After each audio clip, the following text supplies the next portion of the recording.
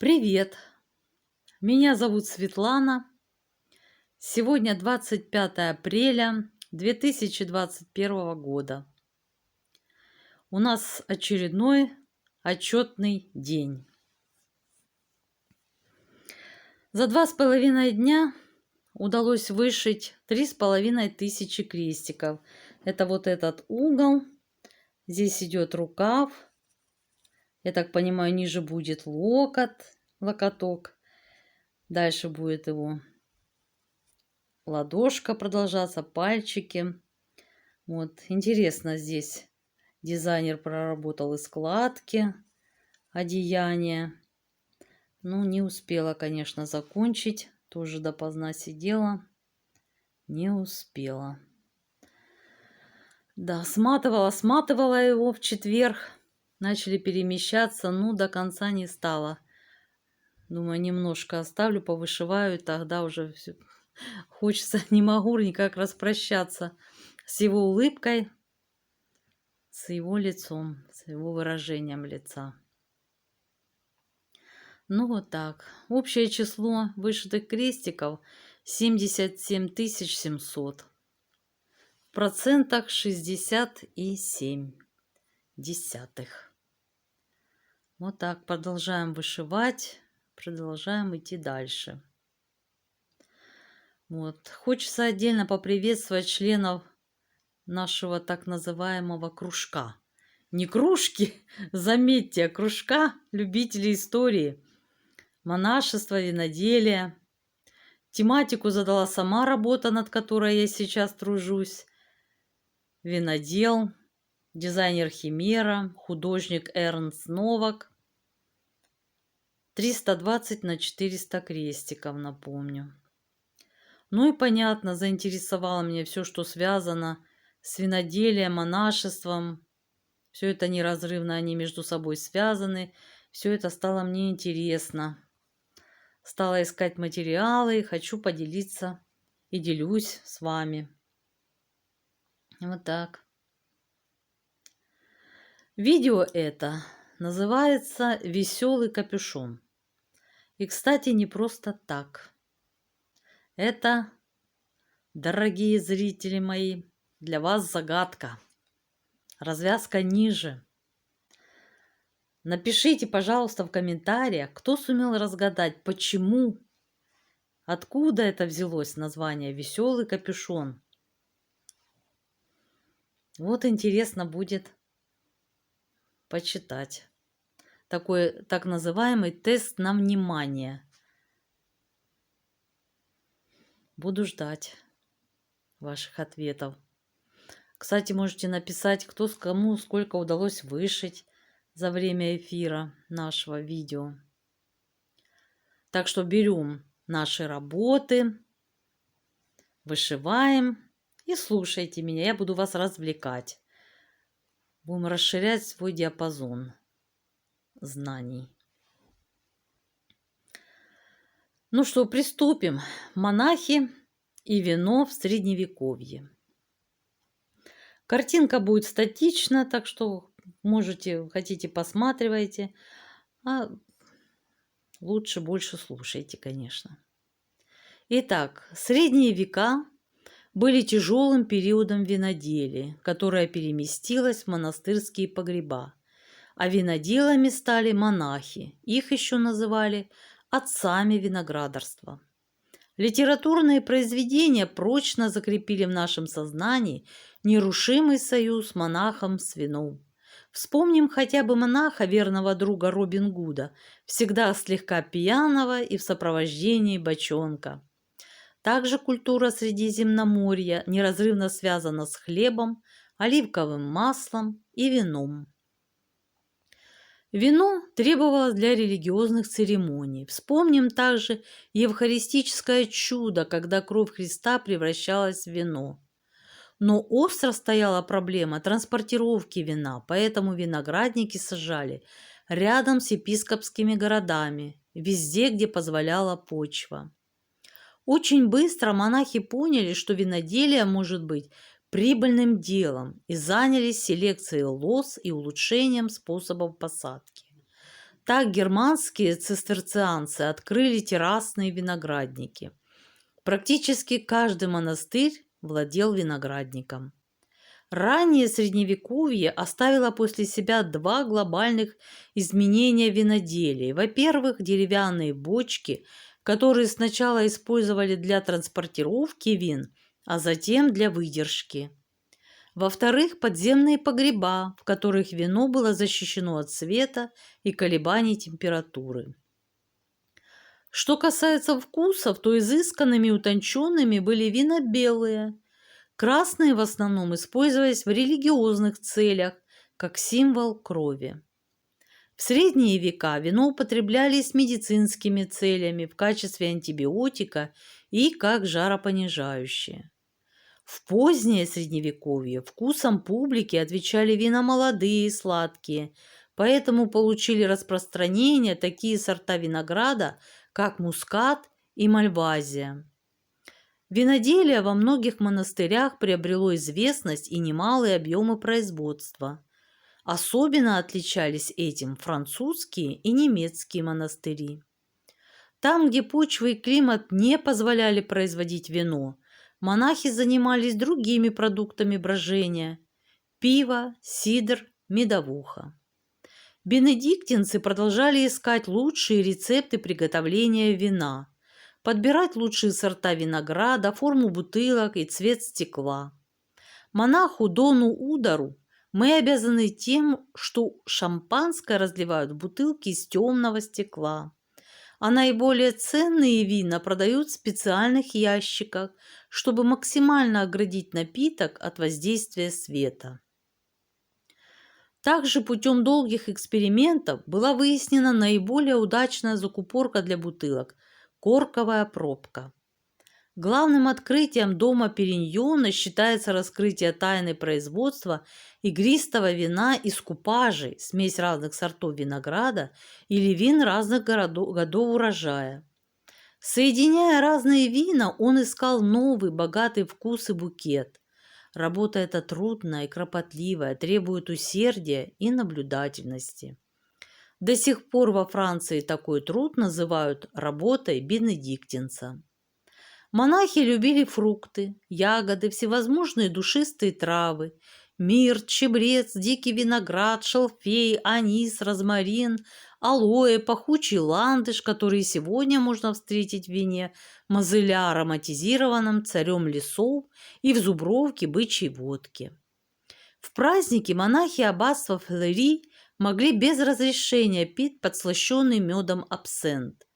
Медом улучшали качество воды, пива и особенно вина.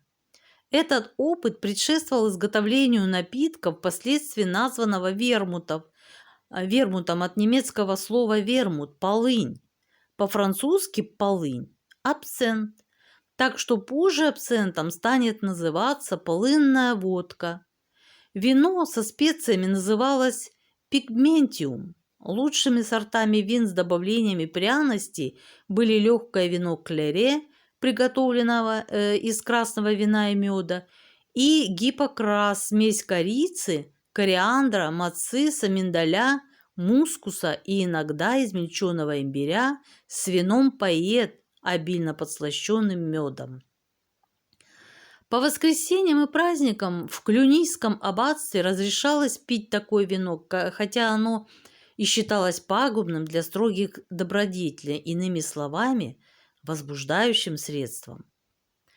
Из яблок, груш, вишни, сливы и тутовых ягод также приготовлялись напитки, прохладительные и оказывающие слабительное действие. В житиях святых зачастую особо обращается внимание на то, что они, будучи людьми строгой нравственности, не пили ни вина, ни меда, ни пива, ни хмелевого пива, а один только горький напиток из воды и сока диких яблок. По правде говоря, учитывая примитивную производственную технологию того времени, он, должно быть, представлял собой просто терпкое винцо. В целом же все эти напитки практически не ценились. Поговаривали, что Бог послал их нормандцев, а именно в Нормандии они больше всего были распространены, как своего рода проклятие. Также в качестве напитка был известен так называемый мед. Он, как и вино, приберегался для праздников. Это, скорее всего, был алкогольный напиток, подслащенный медом. Человек издавна искал способ снять боль, облегчить страдания. Начиная с XI века во многих католических монастырях Западной Европы практиковалось лечение больных различными микстурами и эликсирами. Помимо поиска новых лекарственных средств, монахи старались улучшить технику производства эликсиров и открыть новые компоненты. Особенно в этом преуспели ирландские монастыри. Кроме того, из Египта монахи привозили перегонные аппараты, так что не случайно среди первых дистилляторов Средневековья мы находим францисканца Раймунда Лулия и доминиканца Альберта Леграна. Климат Зеленого острова не был благоприятен для разведения винограда, поэтому монахи придумали спиртной напиток, которому суждено было покорить весь мир – виски. Первое упоминание о нем восходит к 1494 году и касается поставки определенного количества ячменя некоему брату Джону Кору для производства аквавиты, то есть живая вода. Так что легенда, приписывающая изобретение виски святому Патрику, содержит долю правды. Действительно, 3 из 4 производств по перегонке, действующих в современной Ирландии, находятся в городах, где раньше были знаменитые аббатства. Монахи-ирландцы, новаторы и великие путешественники, потомки святого Патрика, отправлялись с проповедью Евангелия в Северную Европу. И следом за ними в этих местах разливались потоки джина, шнапса, водки, шотландского виски, голдвассера. К этому внушительному списку Раймонд Дюме добавляет 2 водки из виноградных выжимок – кальвадос и граппум. Они производились для богатых. Кстати, голдвассер в переводе с немецкого «золотая вода» считается одним из самых старых ликеров в мире. Его родина – Ирландия, где он и был изобретен монахом Вермаменом в 15 столетии. Во Франции он был известен под названием «Eau de vie de Cancer». Его получали путем настаивания на спирту фруктовых корок, трав и пряностей. Более 500 лет этот ликер изготавливается в Германии, где называется Danzig Goldwasser. Отличительной чертой ликера являются плавающие в нем тончайшие пластинки золота, которые по преданию должны принести счастье. Как французские, так и немецкие варианты имеют замечательный игристый золотой цвет. Этот ликер широко известен и высоко ценится во всей Европе. То, что в монастырях долго, плодотворно и основательно занимались фармакологией, отнюдь не тайна. Монахи годами изучали свойства трав, плодов, различных веществ. Этому посвящено огромное количество средневековых манускриптов, которые создавались в монастырях. Все эти настойки, отвары, эликсиры и продукты перегонки растительного сырья успешно применялись для лечения и самих монахов, и населения, окружавшего монастыри. Поскольку многие лекарства были горькими, к ним добавляли мед. Так появились первые ликеры, называвшиеся тогда эликсирами и приготовлявшиеся монахами из различных лекарственных и пряно-ароматических растений. На протяжении нескольких веков кропотливый труд создателей ликеров приводил к появлению настоящих шедевров. Для ликера в высшей степени характерно наличие изобретателя, автора. Мы никогда не узнаем, кто первый дистиллировал водку или виски, тогда как практически у всех ликеров есть место и дата создания. Великие географические открытия Средневековья значительно расширили число пряностей и ароматизаторов, используемых в производстве ликеров. И если во Франции в XVII века право на перегонку имели только монахи, аптекари и виноградари, то в Голландии, где законы не были столь строгими, впервые осуществили идею создания коммерческого ликера. Этому способствовало то обстоятельство, что в ее колониальных владениях на Антильских островах, расположенных в Карибском море, рос померанец. Эта разновидность горьких апельсинов пользовалась в то время большим успехом, но длительность перевозки не позволяла доставлять плоды в Европу в хорошем состоянии. Оставался единственный путь – вымачивать подпорченные апельсины в спирте, дистиллировать смесь, добавив сахар для смягчения слишком горького и резкого вкуса. Так появился ликер кюрасо. В XVII-XVIII веках техника производства ликеров практически не менялась. Они, как уже говорилось, входят в моду при королевских дворах. Однако поистине золотым для ликеров стал XIX век. Они превратились в предмет первой необходимости, резко выросли их качество и ассортимент. Воображение изготовителей ликеров не знало границ. Трудно найти хотя бы один фрукт, растение или пряность, которые бы не отдали свои ароматические и вкусовые качества на это благородное дело. Монахи во все времена хорошо понимали значение торговли. Особенно хорошо шла торговля вином. В XII веке ежегодное потребление вина на душу населения достигало почти 40 литров. Сегодня оно составляет от 12 до 15 литров. Можно вообразить, каким было потребление вина в местах, где росли виноградники. Торговали главным образом винами лучших сортов. Они того стоили. Вина Парижского бассейна, например, ценились столь высоко, что аббатство Сен-Жермен-де-Пре отправляло их даже в Анжу. Впрочем, вкусы могли меняться. В средние века бургундское вино продавалось не намного дороже, чем кислое вино и уксус. Анжуйские вина стоили 10 фунтов за бочку, а вина из Нормандии – 60 су в 1338 году. Вина из Бордо продавались в основном в Северной Европе, Англии, Фландрии, Гамбурге и редко доходили до Парижа. Торговцы из Бордо практиковали разбавление вин из Медока и Либурна. Белые вина ценились дороже красных. Итак, в странах виноградарства, где вино имеется в изобилии, его продажи занимались все во главе с аббатами и приорами. Аббатство Сен-Бенин в Дижоне имело свой пункт реализации уже в IX веке. Цистерцианское аббатство Рена, основанное в 1129 году, открыло магазин по продаже вин в розницу с вывеской, не лишенной юмора, «Веселый капюшон». Суда Эвербаха ежегодно перевозили в Кёльн около 2000 галлонов вина. В 1213 году епископ Пек из Венгрии жаловался папе Иннокентию III на то, что соседнее аббатство Сикадор скупает многочисленные виноградники и, отказываясь платить десятину, производит вино исключительно на продажу.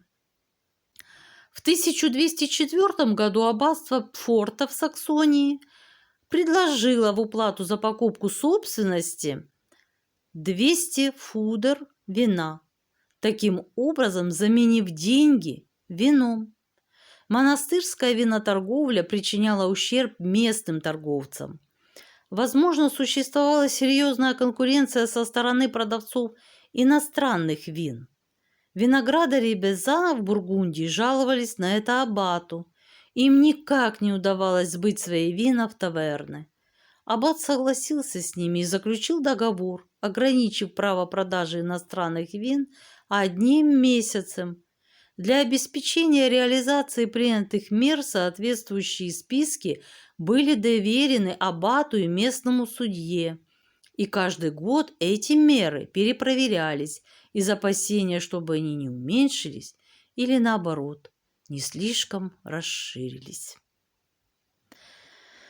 Вот так. Мы сегодня с вами перевернули еще страничку.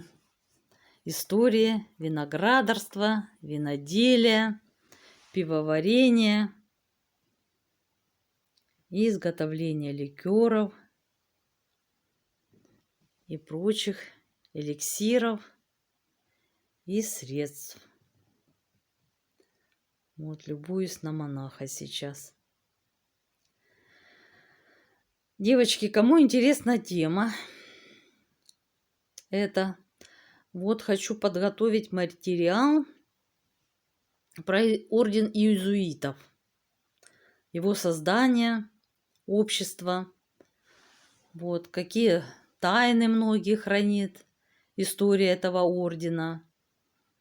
Это одно из самых одиозных католических орденов.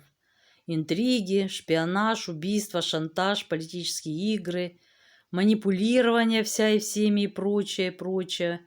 В общем, рассказ о тайной истории иезуитов. Хочу в следующем выпуске познакомить вас с этой темой. Так что, кому интересно, заходите, вышивайте, слушайте, познавайте вместе со мной. Вот так. Ну, на сегодня будем с вами прощаться. Можете еще взглянуть на эту очаровательную улыбку. Вот он мне нравится. В четверг думала, все, смотаю целиком и полностью. И начну все, как говорится, с чистого листа. Мотала, сматывала и не смогла до конца. Думаю, полюбуюсь еще. У меня здесь в этом месте, когда находится телефон со схемой, у меня такое ощущение, что он смотрит в этот телефон, в эту сагу, на эту схему и меня подбадривает. Ну давай, давай уже заканчивай. Вперед, продолжай. Так что пока все нравится. 16-й каунт канвы нравится мне.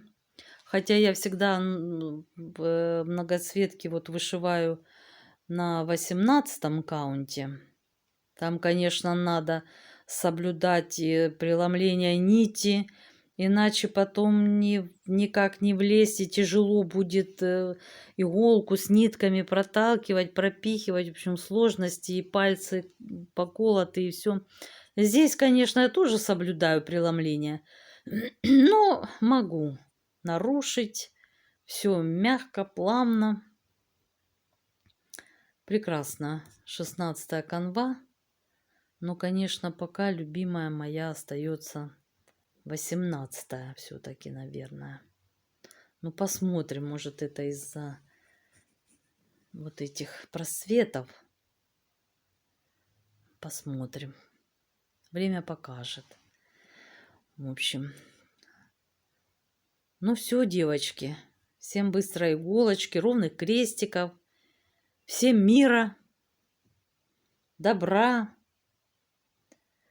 Да, кстати, сегодня большой праздник, вербное воскресенье, девочки, всех, и мальчики, в общем, если мальчики-зрители, у меня муж тоже как-то вот приверженнее смотрит видео, ему интересно, заинтересовала тема, и он говорит, что ты вот девочки, так что и девочки, и мальчики, вот, всех поздравляю с большим праздником, вербным воскресеньем, вот, всем всего доброго. До свидания. Всем пока-пока. До встречи.